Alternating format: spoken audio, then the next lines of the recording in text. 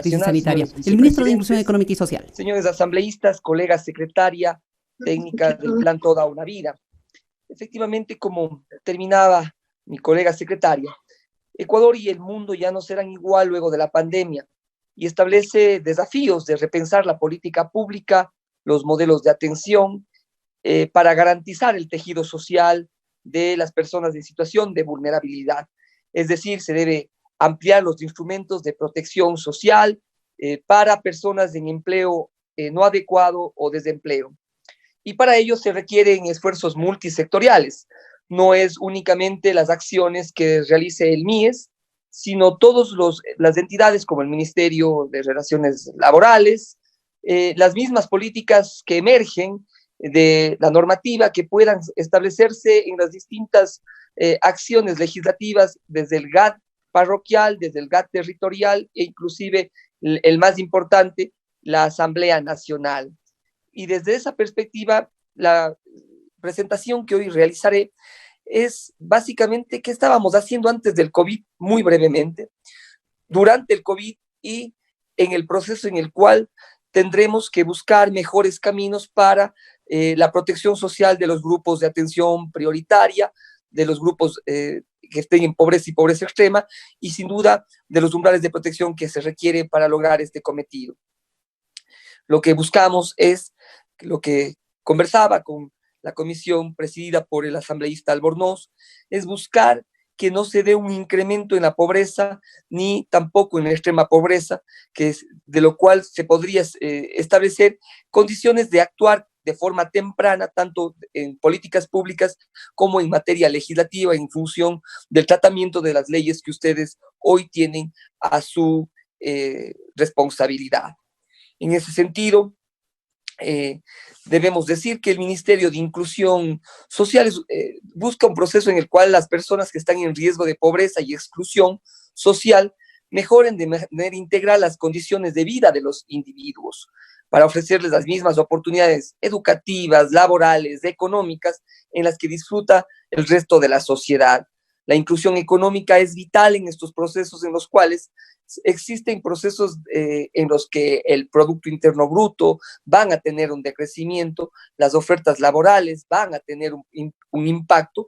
Entonces, la inclusión económica debe plantearse como una fórmula de desarrollo adaptada a las poblaciones de pobreza y pobreza extrema que permitan lograr de forma duradera la superación de la situación de pobreza. Su implementación pasa por la adopción de un enfoque efectivamente territorial, lo urbano, lo rural, desde la perspectiva de género, pues las formas de desarrollo económico que visualizamos para ellas están pensadas apostando a construir agentes ciudadanos territoriales que entablen diálogos y negociaciones dinámicas con el Estado. Entonces, en ese sentido, nos parece muy importante que nosotros podamos ciertamente contar lo que estábamos haciendo con un presupuesto distinto, con un precio de un petróleo distinto, sin COVID, sin emergencia sanitaria, con un proceso productivo que tenía rasgos de crecimiento. Entonces, en ese sentido, nosotros tenemos dos áreas: la inclusión social,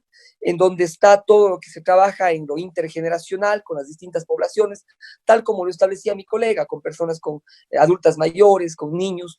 Y ahí, por ejemplo, en la población adulta mayor atendida, teníamos a 123.900 personas que estaban siendo protegidas por el Ministerio de Inclusión Económica y Social y el Gobierno Nacional a través de las manuelas y de otras acciones en territorio.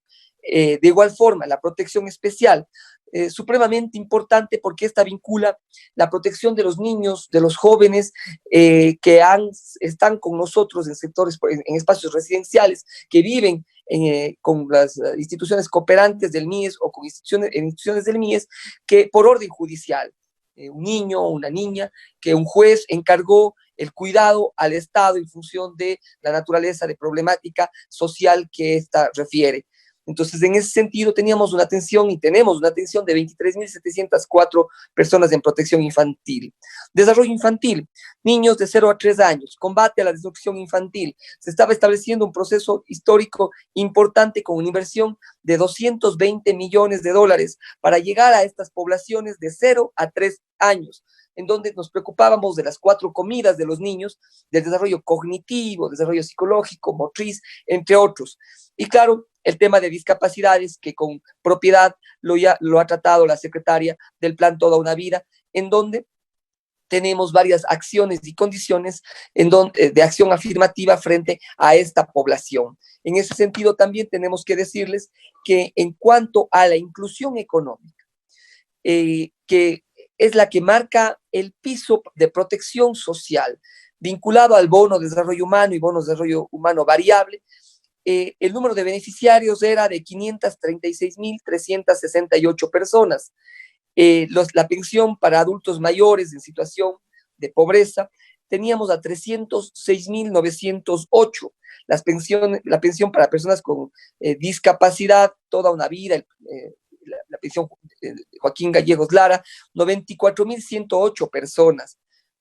Junto con el Joaquín Gallegos Lara, como decíamos, 39.296 personas. El total de protección social antes de la emergencia del COVID era de 1.030.000 personas, con un presupuesto mensual de 81 millones de dólares que se pagaban de forma directa en los corresponsales no financieros y en cooperativas y bancos en el país. Teníamos en aquel entonces 3.200 puntos de corresponsales no financieros para el pago de estos bonos y asistencias sociales. La inversión anual es de 972 millones de dólares. Es así como en este caso nosotros tenemos que dar algunas cifras en las cuales antes de la pandemia la CEPAL preveía que la región crecería en un máximo del 1.3 en el 2020. Debido a la pandemia, se pronostica tener una caída del PIB de entre 3 y 7%, dependerá de las decisiones que se tomen en las distintas instituciones del Estado que están vinculadas a establecer condiciones de que el proceso económico no sea tan complicado. Se debe tomar acciones inmediatas, efectivamente, como le decíamos, desde repensar las políticas públicas en materia de inclusión económica, social, la política laboral, la política educativa, el trabajo intersectorial que debe desarrollar una conducta de protección, inclusive de clases medias, de sectores populares, de personas en situación de vulnerabilidad. ¿Por qué se debe tomar estas acciones inmediatas? Para no tener un incremento de la pobreza en 5 puntos porcentuales y en extrema pobreza en 3.6 puntos porcentuales respecto al 2019.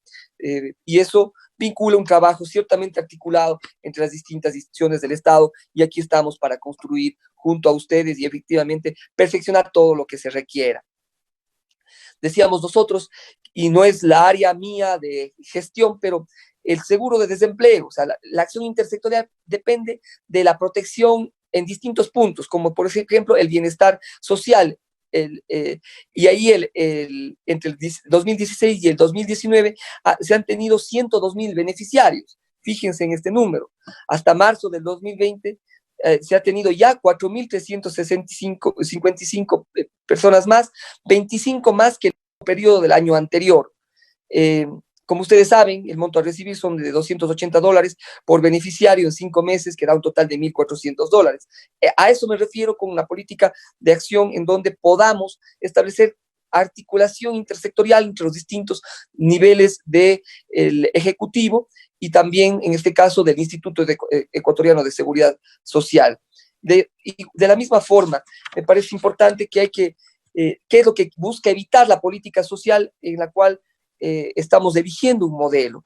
El deterioro general del bienestar de los hogares, las complicaciones para obtener un ingreso laboral, y por eso se ha planteado el acuerdo entre las partes como un mecanismo en el cual el Estado esté siempre en el lado más débil de la relación laboral, con el objetivo de que no se pierda empleo. Fuertes impactos en el sector de salud por la necesidad de mano de obra calificada y suministros médicos. Hay que evitar la interrupción de las actividades de los centros de desarrollo infantil, que tendría efectos significativos en aprendizaje, seguridad alimentaria y afectación efectivamente en la participación de los padres, especialmente de las mujeres en el mercado laboral. Por eso, cuando nosotros suspendimos, antes de tener el primer contagio de COVID, esto es el 26 del mes en el que inició el COVID, nosotros nos planteamos la suspensión completa de toda la actividad de las personas adultas mayores. Una semana después de los centros de desarrollo infantil, ellos no están trabajando ya 37 días. Sin embargo, hemos tenido políticas de acción y de asistencia, por ejemplo, de la alimentación de aquellos niños, a través de, si me permiten, 119.709 usuarios a través de kits de alimentación desde abril y durará durante toda la emergencia sanitaria. O sea, no cerramos únicamente a los CDIs por la protección que ustedes conocen, sino además de eso, acompañamos que al menos los niños tengan alimentación este mes y casi mes y medio de la pandemia. Y además de eso, establecimos teletrabajo para que estos niños estén ciertamente con determinadas actividades motrices y cognitivas a través de teletrabajo con nuestras educadoras. Entonces, las acciones frente al COVID, como los hemos planteado, han estado vinculadas a la ampliación de los instrumentos de protección social que constituyen el régimen de bienestar ecuatoriano, la seguridad social para trabajadores formales, los servicios públicos de salud, educación y cuidado de grupos de atención prioritaria, y las transferencias monetarias, que son las que protegen a las familias con desempleo o empleo no adecuado. Ustedes habrán visto los temas de alivio ciudadano. No quisiera hablar del refinanciamiento de la banca pública y privada, me parece que eso corresponde a otras carteras de Estado, pero sí hablarles directamente del bono de protección familiar por la emergencia. Tuvo una primera fase. Nosotros lo que describimos es un umbral de protección. ¿Qué es lo que planteamos al registro social? Ustedes todos conocen que la unidad del registro social es una unidad autónoma del Ministerio de Inclusión Económica y Social, que guarda una metodología propia, cómo funciona en derecho comparado, diríamos, cómo funciona Colombia, cómo funciona Perú, en donde esta unidad de registro social, en función del umbral que nosotros describimos, nos entrega una base de datos, que es lo que nos sirve para nosotros generar el pago a aquellas personas que están siendo protegidas. ¿Qué planteamos? Personas que tengan un rango de no ganar más de $400, personas que se dedican al comercio ambulante, pequeños bazares, que se dedican a temas de asistencia en pequeñas peluquerías, pescadores, entre otros. Desde esta perspectiva, el registro social nos entregó 400.000 nombres con cédula de identidad. Nosotros lo que hicimos es cruzar esa base de datos con el registro civil. Luego de cruzar con el registro civil, a través de un convenio con el Ministerio de Telecomunicaciones, hallamos que ellos tenían el 98% teléfono celular, no así redes sociales, apenas lo tenían el 25%. Y por eso notificamos de forma personalizada a cada uno de los beneficiarios con una condición, porque no solo era pagar el bono de $120 en 2 meses, sino además de eso hacerlo sin aglomeraciones. Yo les decía que antes de la emergencia COVID teníamos 3.200 puntos de pago en corresponsales no financieros. ¿Qué son los corresponsales no financieros? Banco del Barrio, mi vecino, mi banco. Pasamos de 3.200 a 10.200 y estableció condiciones en las cuales existan menos aglomeraciones. Nos ha faltado, sí, en comunicación, por ejemplo, porque en lugares como La Tarazana existían demasiadas aglomeraciones, a pesar de que la Superintendencia de Bancos y la Superintendencia de Economía Popular y Solidaria establecieron obligaciones para la banca en temas de bioseguridad. Ahora hemos ampliado 14.400 puntos para el siguiente pago, pero además del mecanismo era distinto. Era a través del último dígito de la cédula. Por ejemplo, si es que el último dígito de cédula era el 1, podría cobrar el 1, el 11 y el 21. De igual forma, si es que es del 2, el 2, el 12 y el 22, y así sucesivamente. Entonces, mediante el decreto ejecutivo 1026, el presidente de la República estableció el bono de protección familiar en primera fase con una inversión total de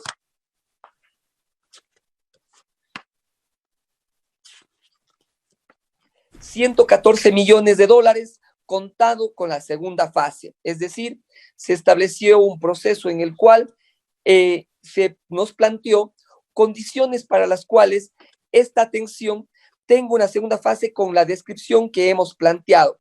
Nosotros todavía no recibimos la información del registro social, estamos por recibir en las próximas horas y haremos la misma acción, notificarlos personalmente a aquellas personas beneficiarias. Es decir, pasamos de 1.030.000 familias protegidas por el Estado a 1.950.000 familias. Desde esa perspectiva, ciertamente, nosotros en la primera fase invertimos 48 millones, en la segunda fase invertimos 66 millones. Si ustedes miran mensualmente cuál es la inversión social, establecerá que son cerca de 210 millones de dólares en función del bono de desarrollo humano, el Joaquín Gallegos, y el de personas con discapacidad.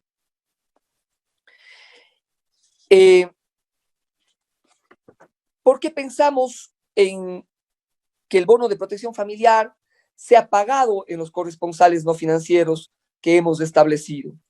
Por temas de que dinamizan la economía, la persona tiene que salir a 2, 3 cuadras de su casa, lo cual establece y está a tono con las medidas que se han establecido en el COE nacional. Algunas cifras para su mejor criterio. Por ejemplo, hasta hoy, con fecha ayer, 5 de la tarde, las personas que han cobrado el bono de protección familiar, y esto usted puede corroborar con la información que puedan pedir a la Superintendencia de Bancos, a la de Economía Popular y Solidaria, nosotros hemos pagado 339.859 bonos de los 400.000 posibles en la primera fase.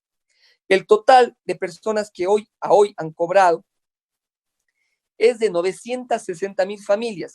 ¿Por qué? Porque si sumamos el bono de desarrollo humano, la pensión para adultos mayores, la pensión para personas con discapacidad y el bono de protección familiar, nos da ese valor. Varios compañeros o varios ciudadanos asambleístas nos decían, ¿y cuál es la población urbano y rural? Me adelanto a su pregunta. Efectivamente, en la comisión presidida por el señor asambleísta Esteban Albornoz, se estableció y se hizo esta pregunta y igual hemos enviado por escrito la contestación a la misma y a todos los requerimientos que ese día nos solicitaron. Por ejemplo, en lo rural se han atendido a 33% de la población, es decir, de las 400.000 familias beneficiarias, el 33% es rural y el 67% es urbano. Si ustedes ven Guayas, que es la provincia que más bonos tuvo, es decir, 106.294 bonos, la población urbana es del 86% y la rural 14% en cuanto a los beneficios del bono de protección familiar. Y así tenemos de todos y cada uno de las provincias y en ese sentido nosotros hemos podido establecer condiciones para poder enviar esta información al señor presidente de la Asamblea para su respectiva fiscalización, siendo ese su deber. De igual forma, garantizamos entregas de kits alimenticios, de los cuales se han entregado 839.260 kits para distribuir a nivel nacional, de los cuales, estos son los que se tienen hasta el momento, de los cuales 694.300 ya han sido entregados. Es decir, y aquí discúlpenme, señores asambleístas, señor presidente, quiero también agradecer a los distintos bloques de la Asamblea Nacional, a usted, presidente, alcalde, porque ustedes también son parte de la campaña Dar una mano sin dar la mano, porque hemos recibido ya los valores que se han establecido. De esta forma, la campaña Dar una mano, para que ustedes conozcan, ustedes pueden entrar a la plataforma digital www.darunamanoecuador.com. Ahí existe una celda, una ventana que habla de la transparencia. Ustedes pueden ver quién ha donado, cuánto ha donado y qué tipo de kits. De igual forma, en ese particular, nosotros hemos dicho, esta campaña de dar una mano, sin dar la mano, no es del gobierno nacional, es de la sociedad civil, es de las distintas instituciones del Estado, de las organizaciones y de las cámaras de la producción, con la cual nos permitido hacer una plataforma que la hicimos de apenas 2 días, que da transparencia, ya no se tiene, y no se tiene, por ejemplo, algo, se tiene transparencia porque se puede saber cuánto se ha donado.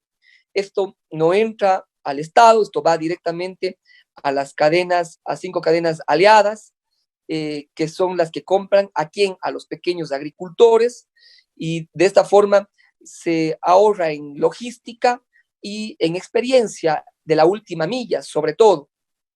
Se ha trabajado con la iglesia, se ha trabajado en el caso de Guayaquil, con el Banco de Alimentos de Guayaquil, se ha trabajado con varias alcaldías y prefecturas del país, indistintamente de sus banderas políticas. Nos ha parecido supremamente importante ese accionar por parte de varios de los alcaldes y prefectos del país. En ese sentido, nosotros tenemos 61 alcaldes que ya han comprado kits. ¿A través de qué? En la segunda fase de la campaña Dar una mano sin dar la mano, eh, se estableció condiciones en las cuales el BEDE da un crédito para compra de alimentación o medicina de un porcentaje de un interés del 7% y a 7 años. De igual forma, el BEDE, a través de una resolución del COE nacional del 27 de marzo, si mal no estoy la fecha, me sabrán disculpar si es que me he equivocado, estableció que, por ejemplo, no se cobre y se refinancie todos las deudas con los GATS territoriales, es decir, prefecturas, alcaldías y municipios, y GATS parroquiales. ¿Con qué objetivo? De que los 3 meses de intereses y de esos recursos que iban al BEDE puedan ser invertidos por los GATS de forma directa en medicina y alimentación. Así hemos tenido una corresponsabilidad que plantea el COTAD y que ciertamente ha sido importante para lograr los objetivos propuestos. En ese sentido, quiero decirles que cualquiera de ustedes, señores asambleístas, que nos quieran apoyar, nos faltan manos, tenemos en Guayaquil, tengo a la mitad de mi equipo del MIES en una situación compleja de aislamiento, y coordinando, como les digo, por ejemplo, en Guayaquil, para darles un ejemplo, con los distintos niveles de gobierno para lograr este objetivo, porque solo juntos vamos a poder establecer condiciones de una acción pertinente en el territorio, porque como le hemos dicho, nos faltan manos. Lo mismo nos ocurre en Manabí, tenemos a la mitad de mi equipo en aislamiento, sin embargo, hemos establecido condiciones de acción con distintos alcaldes, con distintas autoridades a lo largo y ancho del país para lograr el objetivo común, que es llegar con un kit alimenticio.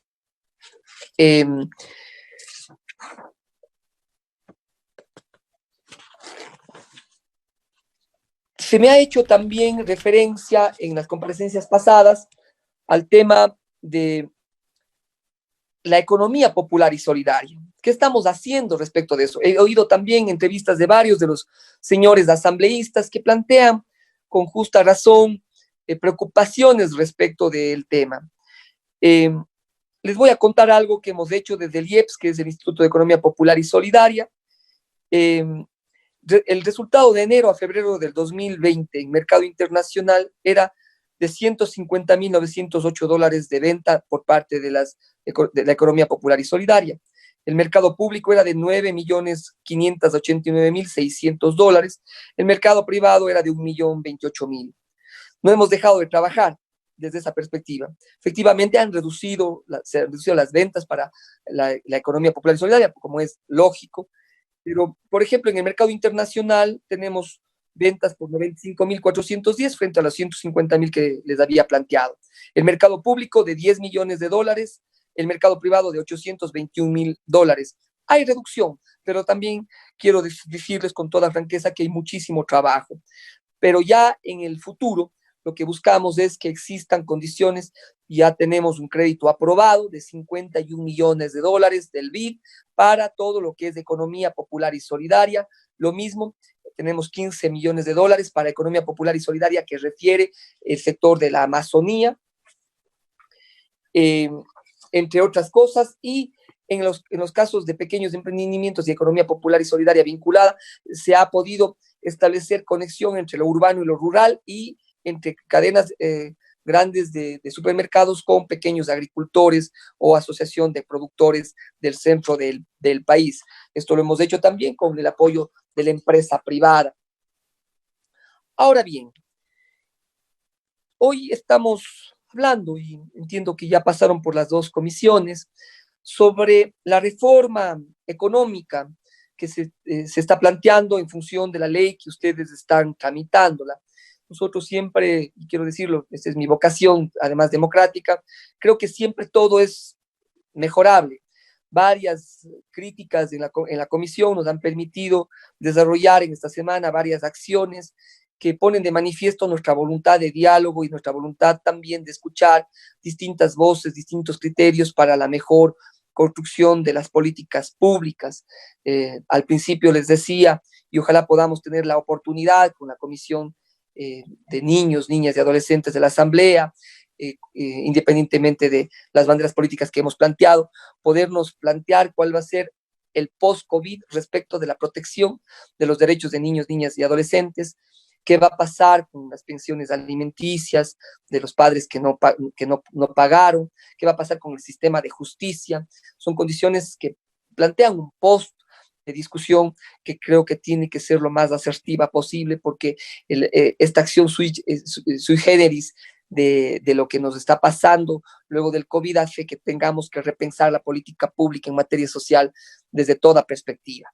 Entonces, en cuanto al tema de la ley que ha sido planteada por el gobierno nacional y que estará en debate, en primer debate en los próximos días, entiendo yo, señor presidente, hemos planteado que se constituirá una cuenta especial para la reactivación social y productiva, aplicando las mejores prácticas de transparencia y rendición de cuentas desde la perspectiva intersectorial, en la cual hemos venido insistiendo. Recaudar y administrar recursos de una manera transparente implica que tenga un alto escrutinio público, que creo que ese es un modelo que al cual debemos ir, enfrentar los problemas económicos y sociales que dicha emergencia produzca a través del sostenimiento del empleo y fomento de actividades productivas, el acuerdo entre las partes, el sustento de hogares necesitados y no cubiertos por el sistema del bono de desarrollo humano. Estamos haciendo, y adelanto a ustedes, una articulación y un cálculo y un sistema en donde la gente que recibe bono de desarrollo humano pueda recibir por 2, 3 meses, estamos haciendo los cálculos actuariales también, de que puedan tener una protección, además del bono de desarrollo humano, algo más, y ahora los técnicos están justamente estableciendo esas condiciones de cómo sería dicha protección social, el apoyo a pequeños agricultores para que no se rompa la cadena productiva de alimentos desde otra perspectiva, es decir, conectar lo periurbano con lo rural. Periurbano es lo que el COTAD establece como las periferias de las ciudades, con lo rural, para que los sectores vulnerables puedan estar atendidos, entre ellos rompiendo cadenas de intermediación y que vinculen un proceso efectivo, eficiente y eficaz en cuanto a la alimentación del país, que será mucho más sostenible en el tiempo. La cuenta única de asistencia humanitaria para el apoyo con personas con vulnerabilidad y empresas frágiles por 908 millones de dólares es vital en este proceso para justamente lograr que no se den acciones que pongan en detrimento a las personas más pobres. Se ha hablado ya, y entiendo yo, el ministro Iván Montaner ha estado en este pleno con el hecho de tener 500 millones en apoyo a la liquidez a empresas que mantengan su nómina por COVID. Yo estoy de acuerdo con varias de las intervenciones de los asambleístas a las cuales les he escuchado estas semanas, de que hay que premiar a las empresas que sean efectivamente responsables y hagan de su política una política transparente. Habrán empresas que actúen de forma como corresponde al país, y habrán otras que no, y por eso me parece que la liquidez a esas empresas solventes pero responsables tendrá que vincularse en cuanto a la política que que este accionar establezca. 500 millones en transferencias a trabajadores que redujeron jornadas, salarios en el marco del régimen de acuerdos, 500 millones para generación de plazas de trabajo. Esto entiendo ustedes ya han tenido conversaciones con mis colegas y comparecencias de mis colegas. Nosotros hemos planteado que los kits de alimentos para asegurar el confinamiento, aislamiento, distanciamiento social, dependiendo del cantón y la provincia, tengo un presupuesto de 138 millones de dólares. Igual el tema de la cobertura de pensiones educativas durante el año 2020 de mi colega Montserrat Kramer, ministra de Educación, por 171 millones de dólares. También hemos escuchado varias voces que dicen no el 20% más. Efectivamente, si es que fuera más, mucho mejor, siempre y cuando evidentemente garanticemos la caja fiscal y los recursos económicos. Y sin duda lo que sí me compete es la tercera fase del bono de contingencia por falta de ingresos, que es una transferencia monetaria para hogares que perdieron sus ingresos por los $120 por 3 meses.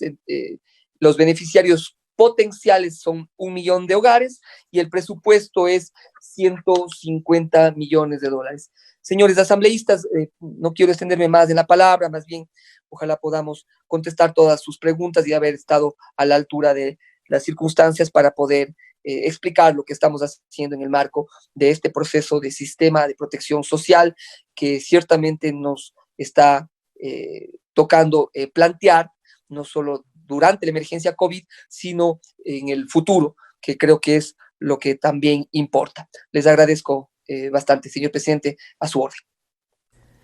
Y bien, esta ha sido la comparecencia del señor Iván Granda Molina, ministro de Inclusión Económica y Social. Escuchamos al presidente de la